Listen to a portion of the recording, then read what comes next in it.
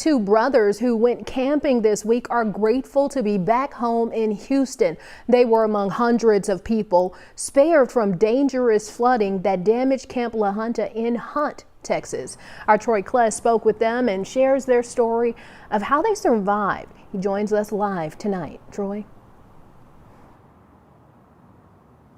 Yeah, Katira, you can imagine how these kids felt waking up with floodwaters already inside their cabin. So that's when they had to act. And the two brothers say that they spent a total of maybe 13 hours just waiting to get to another shelter after that flooding took place. Now, I want you to take a look to before all this happened real quick. So there is some video from earlier this week that shows the two brothers boarding one of the buses to Camp La Junta, and they have plenty of gear with them, which they say is now stuck at the campsite. So tonight I spoke with the two about their camping experience just hours after they got home. Now, first we talked about what happened immediately when the storms and flash flooding began.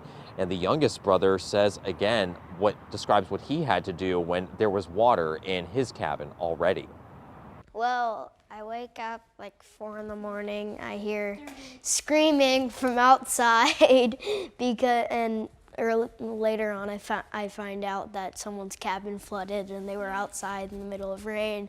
We jumped up to another bed, like a top bunk, and like our bed starting tipping over, and like we got to the top really quick, and then we like this, and then like one of the walls like fall down, and then we had to Phonics for a while, and camp counselors had to huddle kids from multiple cabins into one. Here's what they were talking about there. They lost Crocs and shoes and everything. Yeah.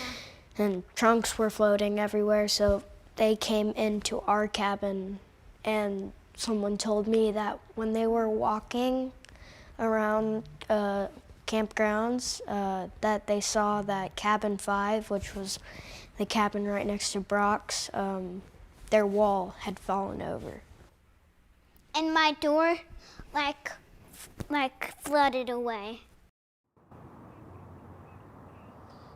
You could just hear just all the damage that they're describing and more throughout that campground and throughout many others within the hill country. So both kids do say that they are grateful to the camp counselors and counselors in training that were helping them. At some points that they were giving them snacks while they were waiting all those hours before camp officials made contact with the Coast Guard. Now again, those two kids are back in Houston tonight. It was when they got home and spoke with their parents that they realized the gravity of just how many lives were lost due to this flooding.